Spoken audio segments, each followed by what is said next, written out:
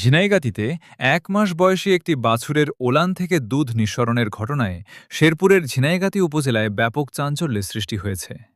সম্প্রতি উপজেলার মালেঝিকান্দা ইউনিয়নের টাঙ্গারিপাড়া গ্রামের কৃষক রহিজ উদ্দিনের খামারে ফ্রিজিয়ান জাতের একটি বাছুরের ক্ষেত্রে এই বিরল ঘটনা ঘটে।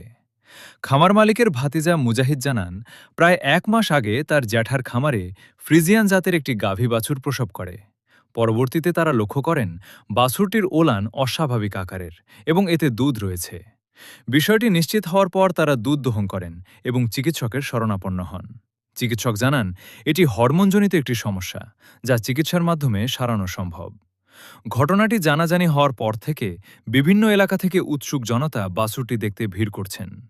স্থানীয়দের কেউ কেউ এটিকে আল্লাহর কুদরত বলে মন্তব্য করছেন, আবার কেউ বলছেন এটি একটি অলৌকিক ঘটনা। তবে বিষয়টিকে ব্যাখ্যা করেছেন জেলা প্রাণী সম্পদ কর্মকর্তা ডাক্তার রেজিয়ানুল হক ভূঁইয়া। তিনি বলেন, এটি কোনো অলৌকিক ঘটনা নয়, বরং চিকিৎসা বিজ্ঞানে সুপরিচিত একটি ব্যতিক্রমী ঘটনা। তিনি আরও জানান, এমন ঘটনা প্রতি লাখে একটি ঘটতে পারে। আঙ্গুর বয়সও পরাই মরি জামুকা এনে এই বয়সে দেখলাম 1 মাসে বাছুরের দুধ। আসলে এই অল্প বয়সী বাছুরের অল্প বয়সে দুধ আসা এটা একটা ব্যতিক্রম ঘটনা হলেও চিকিৎসা বিজ্ঞানে এটা খুব সুপরিচিত ঘটনা। কারণ এটা মূলত 3টে কারণে ঘটতে পারে। এটা একটা হতে পারে যে হরমোনের ইমব্যালেন্স, খাদ্যের কোনো পরিবর্তন, অথবা যদি অন্য বাছুর সেই বাছুরের উলানকে কোনোভাবে চাটে। সেই 3টে ক্ষেত্রে ঘটনা ঘটতে পারে। তো আসলে চিকিৎসা বিজ্ঞানের ভাষায় এই ঘটনাকে বলা হয় প্রিকোশিয়াস ল্যাকটেশন বা অকাল দুগ্ধক্ষরণ। তো মূলত যখন একটা বাছুরের শরীরে ইস্ট্রোজেন এবং প্রোল্যাকটিন হরমোন যদি অস্বাভাবিকভাবে বেড়ে যায়, তবে উলানের ম্যামারি গ্ল্যান্ড বৃদ্ধি পায় এবং সেইখান থেকে দুধক্ষরণ হতে পারে।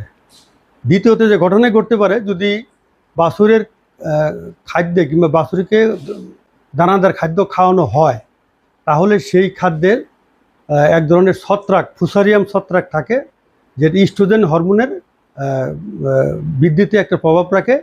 এই ক্ষেত্রেও বাছুরের উলানে দুধ আসতে পারে। এবং তৃতীয় যে কারণটা হতে পারে, যদি ওই খামারে কোনো বাছুর থাকে, অন্য বাছুর থাকে, সেই বাছুর যদি ওই উলানে চাটে কিংবা সাকিং করে, তাহলে সেই সাকিংয়ের কারণে ওই উদ্দীপ্ত হয়ে সেটা হাইপোথ্যালামাসে যায়। হাইপোথ্যালামাস ওখান থেকে কিছু প্রোল্যাকটিন হরমোন সিক্রেশন করে, তো করার ফলে উলানগ্রন্থিতে দুধ আসে।